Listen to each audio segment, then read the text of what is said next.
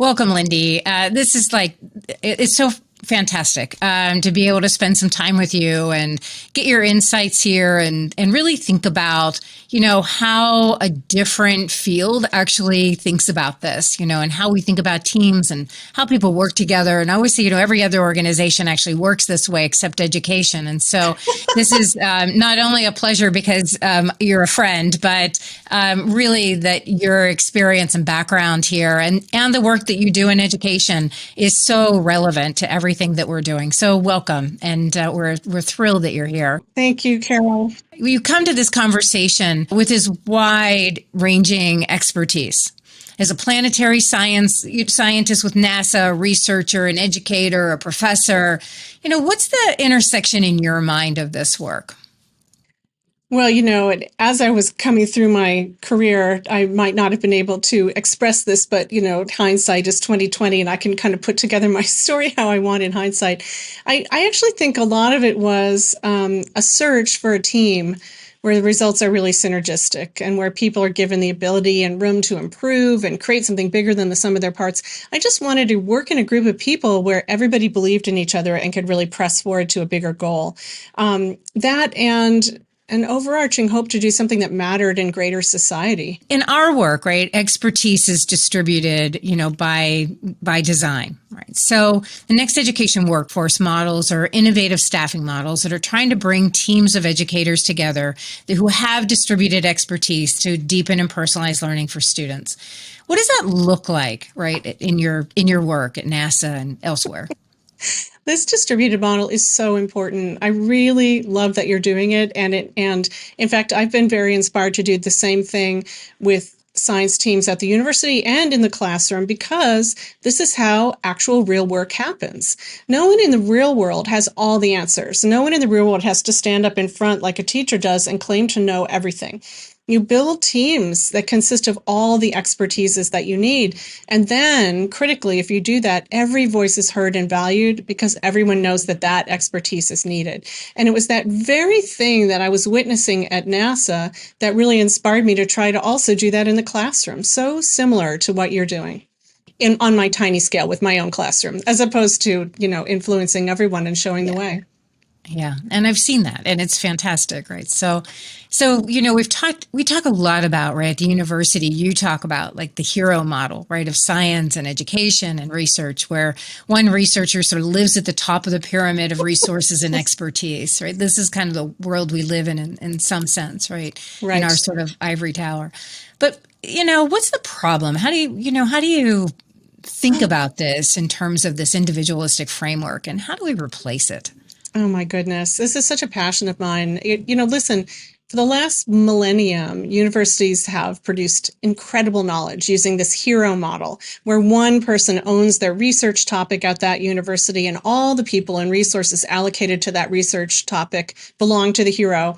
The hero rules the discipline, partly through sheer expertise, but partly through charisma and fame and being somewhat uncontestable. And that's the part that I really take exception to.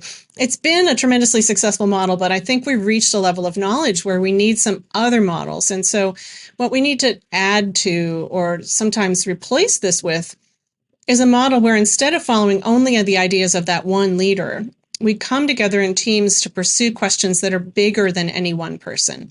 We don't have the time, frankly, I would say, or the resources to add just slivers of disciplinary knowledge. Let's put together teams of expertises and try to solve bigger, more critical problems. And along the way, this question-based model, more people get their voices heard, more human resource treatment is possible, and therefore more inclusive teams. And indeed, I've been really excited to see how similar this research model is to the teaching model that you all are working on. And a really key aspect of both of our models is that every person on our team or in our classroom is likely to have somebody in leadership that they can really connect to, because it's not just that one hero who might or might not work for every person. Yeah, that's terrific. Can you give us like an example or two? Like, give us a time like when teams helped, right, to accomplish, a complex, pressing challenge, right? It's always, the wisdom of crowds, as it were. Yeah, the wisdom of crowds, which is, I think it gets underrated. It's actually quite profound. It's easy to point at the NASA Psyche mission that I lead or any space mission. To make a working spacecraft go off and investigate in the solar system on behalf of us humans takes hundreds of specialists, and each one is actually irreplaceable because they have unique knowledge. And of course, it's not just scientists of various kinds or engineers of various kinds, but it's project managers and schedulers and financial managers and procurement people and media relations and art and law and like you name it. We need all those people. And to me, that is like a microcosm of our society where we need every kind of person. And so obviously my other favorite example is the way we teach in the classroom. In the classes that I love running, they're completely open inquiry. So we choose a big goal question for the class. And that would be analogous to let's fix education or let's send a mission to this asteroid, some giant question that no one in the class, and in fact, especially the teachers, can fully answer. The teachers don't know the whole answer. And we usually have at least two teachers because in my naive way, it was just a lovely support because teachers are used to knowing all the answers. And so suddenly, if you're in a world where you don't know all the answers, it's just nice to have some backup. And so if you're all doing it as a team and you have more than one teacher, it's very relaxing. So then the whole class and the teachers work together as a team to find the answers. That way, the students are learning about teamwork and they're learning how to learn and how to communicate what they've learned, the things that they actually need for real life. And the teachers in this model always end up learning so much new information and also getting new insights into the nature of learning and education. It's so meta.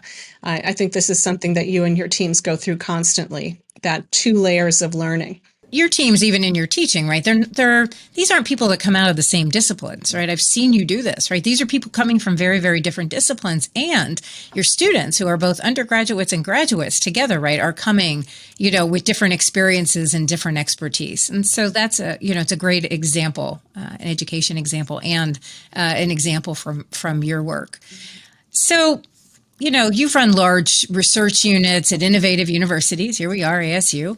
And led a significant NASA mission with a team of hundreds of people. And you've likely seen both effective and ineffective teams. What sets them apart?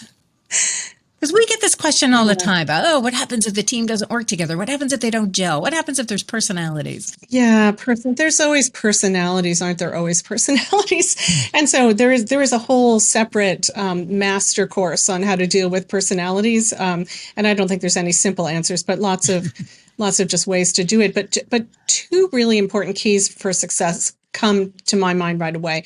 One is that the team leader has to know in their heart and act clearly to indicate that they themselves need the input and opinions of every person on the team. The leader can help the most junior people have their voices heard, since those junior people are often the ones with the authentic knowledge of how the work is going. But all of us who reach leadership, unfortunately, all of us to some extent fall into this trap of thinking that our opinion is paramount and we know all the things. And so really knowing in our hearts that we don't is key. And then, this is so important, and it addresses the personalities problem a little bit. Everyone has to have a sense of the seriousness and the quality and the professionalism that is needed for the importance of the work to make it safe for people to bring both good news and bad news to the team. We have this motto on the Psyche team that the best news is bad news brought early. The idea being that people should really bring immediately problems that they see, because the earlier the problems come, the more chance we have of actually solving them. But there's always a tendency we have when people bring us bad news to go, oh my God, I can't believe it, just basically punish the messenger. And so very, very important for everybody not to overreact, to take it all with calm, and to know their solutions, then we can find them together. There's this great quote that it goes something like, the day after you become a leader, you'll never have another bad day in the office. And that just means you won't over-emote to your team or scare or demoralize anyone with your own internal state. And I think that goes for everyone, because we're all leaders in some way or another. So those are some things that I think we can actually do proactively to help our teams gel and do better. Yeah, it's great advice. I'm writing all that down.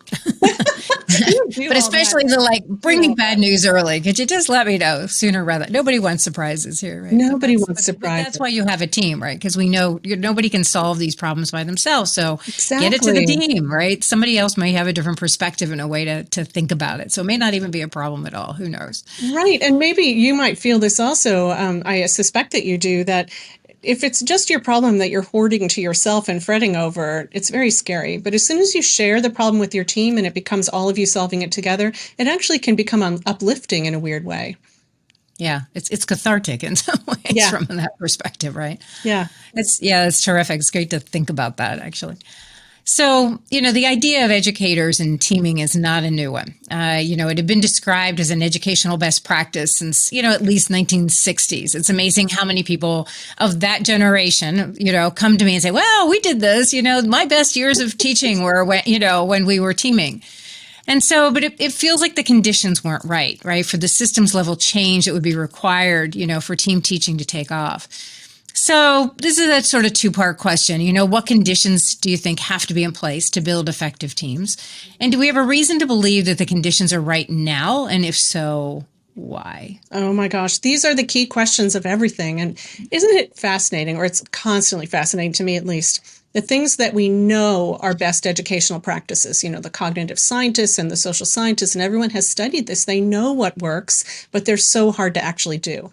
We are so stuck in the way that we do our own teaching and the way that, our teachers did it. So I think of the original Boyer report and the emphasis on inquiry and active learning. And decades later, it's been so hard to create. And so one thing that is definitely needed is support of the leadership above the team. The leadership above the team have to understand what the team and its leaders are trying to do, and they need to back them up. We had one school district we were working with to do more open inquiry, and we had the chair of the school board come in and say, "We love that you're doing this. We back you up. We support you," and it really did help. That helped a lot. So you do need all levels being willing, and then. I'm really hopeful for all the work that you all are doing and that we're, participating with in our small way, that the conditions are right. There have been so many recent societal disruptions. COVID, obviously, we are all still completely traumatized. Black Lives Matter, other social justice actions, the huge challenges our whole educational system in the face of these gives us, I think, almost unprecedented opportunity to make change. The people are so afraid of change and often cling to the status quo as safer, but now there's a big open field of opportunity for us to play in. Part of it is budgets are disrupted, and so you can reallocate some monies. Part of it is not everybody is in person all the time, and so you can kind of change the modality. I'm really hopeful, and we've been doing some work on inquiry in an alternative school where kids generally failed everything. And with the inquiry, their pass rates, I can't remember, went up something like 30% or 50%. It was just profound. Wow. It was a huge step. And so the principal of that school had got a lot of phone calls from other principals saying, how did you do it? And he would say, we did it using this open inquiry process, and the teachers had to teach a little different way. Mm-hmm. And the response was always, oh, we can't do that. There's this feeling that people can't flex, but I think if there's ever a moment that people can flex, it's right now. Yeah, it does. It feels that way. And it feels like, I keep saying, how do we give permission, right, to people to do that? Because that's all they need, right? People say, oh, what's the policy? There's no policy. Just give them permission to do it. Allow them to do it and give them the space, right, to do that. So that's it. That's been the biggest, I think, thing for people to say, how do we just give permission? How do we let people just feel like it's not a risk? But what's the number one way? This is their opportunity. Right, yeah, exactly. How do you tell them, Carole? How do you tell them? How do you explain to them how to give permission? Yeah. Well, I think that's that's what we're up against right now, right? Which is, it's both, top down, bottom up, sideways in. How does everybody, just give each other permission to be able to try some things? Yeah. And if not now, not now when, right? Because, if not now, when? Look where we are, right? And kids are struggling, and we've seen all kinds of things reported from our Center for Reinventing Public Education around it is it's very difficult right now, and kids are Yeah, struggling and kids are behind, and parents absolutely. don't know how far behind their kids are. That was a big aha for me reading their latest report. Oh And my so goodness, that's this scary. idea that we've got to do something, but we've got to just give people permission and feel like they can do it. So it's, I think you're spot on there around thinking about it that way. So, at ASU's Interplanetary Initiative, you've developed a method to engage a broader set, right, of collaborators across disciplines. And I think this is also going to be important for education. I have often said if educators keep talking to educators, we're going to keep getting what we've always gotten, and we've got to break through those ranks, right? And so, you've engaged people right from different sectors, different Yeah. cultures. Tell us about the big questions method and its implications for teams in education and what it's meant to really break the boundaries, right? Who comes Yeah. in that looks different for you that wouldn't have been there before, that you really had to think more strategically about Mm. who's part of that team. This has been such a fun experiment that I started back in 2017. And now that we've been doing it for 5 years, I can say I really know that it works. We've founded 25 or 30 teams of projects this way. So in order to get away from that hero model where you get exactly the same thinking from exactly the same people and to move to answering bigger questions, we do this process where everyone comes together. And by everyone, it is, as you say, not the usual suspects. It's not just the senior faculty at the university. The very first time we did it, we had deans and professors, and we had graduate students and undergraduates. We had staff from the university. We had interested people from the public in our community who just heard about it. And we had some people from outside private sector companies. So just everybody who might have an idea or wanted to stand up and do something.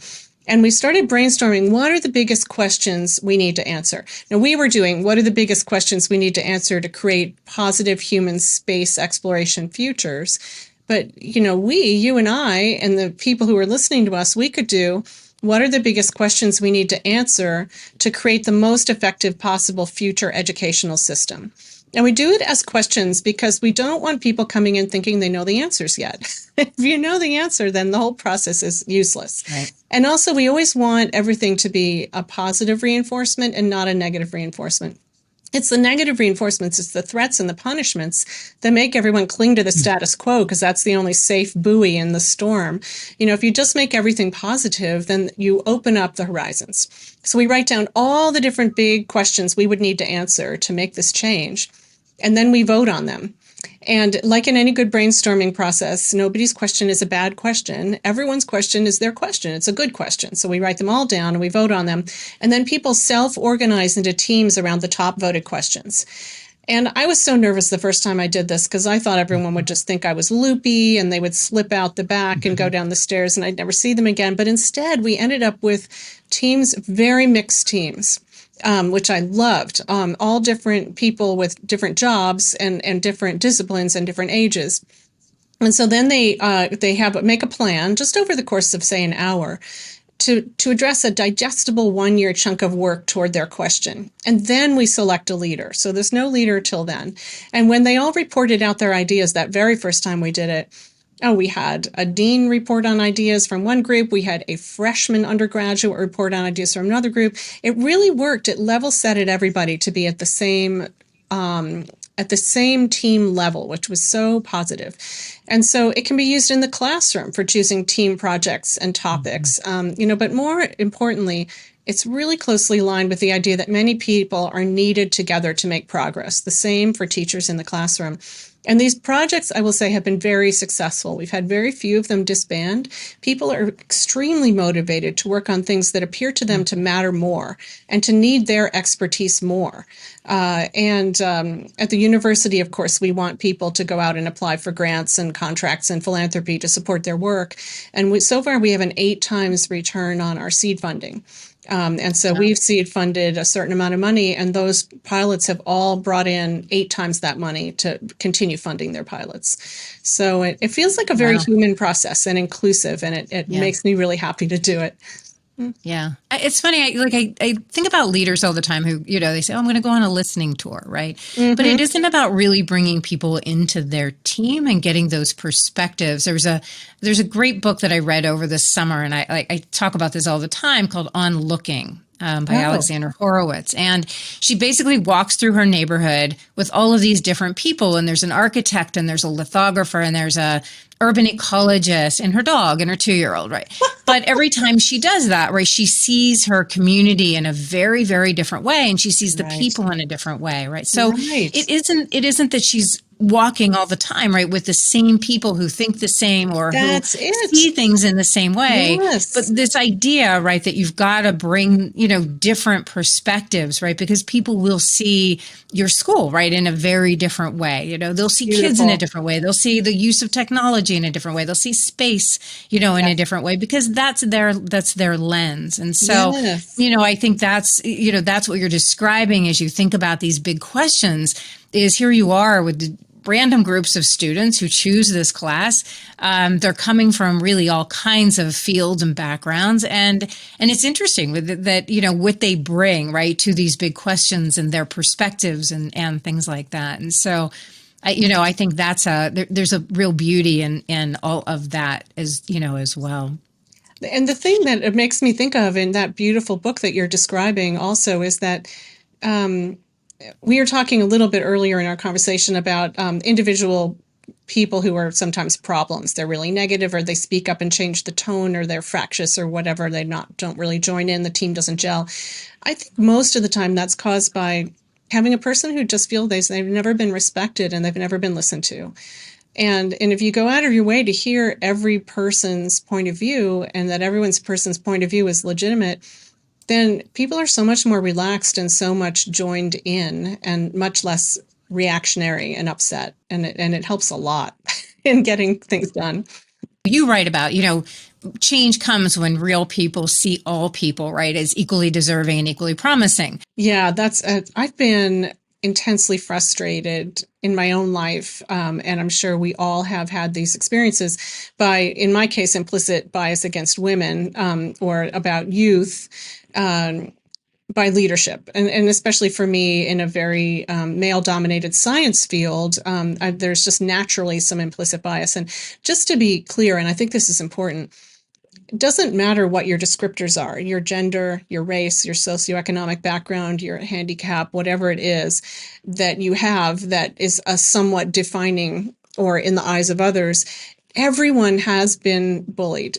And everyone has been harassed in some way, and everyone has implicit bias against everyone. This is just a fact of human life. And so I'm not in any way trying to divide people up this way. I think it's a common experience we all have. And so in my early career, I'd see the big leaders all sit at the table, and the junior people and more women and people of color will sit on the chairs along the wall, and they'll never speak. But to know what's actually happening on a project, we need the junior people to speak and be heard. And to achieve most ideas and the best quality of work and the broadest reach of the relevance of what we're doing, we need to see each person not as an implicit bias-filled image from whatever's in our, reptilian hindbrain, bias based on gender or race or socioeconomic clothing, you name it, but instead to see each person as a human filled with promise and able to perform and rise on their merit. And that would be the goal for each of us, to overcome our own implicit bias and invite everyone to the table. And that counts in the classroom, it counts in your team, in your workplace, in your family, frankly. Try to suspend your immediate judgment about what a person is going to have to contribute and wait to see what they do contribute. So it's interesting. I mean, there's two pieces to that, right? Then the teams are a mechanism, right, for lifting colleagues up. And also it's a culture shift, right, that happens, that the team becomes the hero and not the individual. Yeah. And so those 2 points are really, well taken and important in all of this. So. Yeah, it's the improv thing. Don't let the team down. The team's success is what matters. It's interesting, right? People feel, like they're part of a team, they're part of something, and not just an individual. That they're giving more in some way. So, how do you motivate and lead teams to change and evolve past sort of status quo? Because teams can, they can get bogged down in the muck and the mire and and not move forward True. either. Yes. And I get as discouraged as the next person. I try to hide it, or as elated as the next person. I try to show it. God knows I'm as flawed or as more flawed than the next person. But what I try to do is model the behaviors of respecting and expecting the best from every person and not overlooking people, and trying to make sure every person gets to speak. And that's a really important starting point that we've already mentioned a bunch of times in our conversation. And it takes me back to a Quaker meeting. In Quaker business practice, no one speaks twice until everyone has spoken once. And I bring up that idea in faculty meetings when I'm in the director of faculty. And I don't mean it as a rule. And I say that I'm not making this a rule. I just want you to think about it, because there's always, who they are, the people who do all the talking and the people who never talk. And so if you just introduce this as a notion and then maybe turn to the people who are quiet and invite them more often, I think that's a really great starting point. Yeah, it's a really good point. If we think about equity and we trying to build everybody, right? We need everybody on the team. They're on the team for a reason. Exactly. So we need their voice. So, Lindy, the event convenes educators and leaders working in K-12, research, policy, government, advocacy, nonprofits, ed tech, business. So what parting words of advice would you like to give them about mindset or about risk or just anything else that's sort of top of mind as you've been thinking about this, as they meet and collaborate and network over the next, day and a half? Well, first of all, bless you all. I hope you all know how critical your work is for us, for your organizations, and for all of society. What you're doing is critically important. And I hope it's not too much pressure, but I'm laying a lot of my personal hopes upon you. So I hope it all goes well. And my advice is think as big as you can. You can always take a giant idea and make it smaller, but it's hard to take a small idea and make it big. So think as big as you can and try to say yes. We need to turn our no culture into a yes culture. And if you can make a yes culture, then all miracles are possible. And thank you all for what you're doing. Thank you so much for doing this and taking the time out of your busy schedule to spend time with us and give us some wise words of advice. And it's always good to see how others are, thinking about teams and why it's important and how we can move forward. So thank you very, very much for being here. Oh, thanks, Carole, so much for the invitation. It's a great pleasure.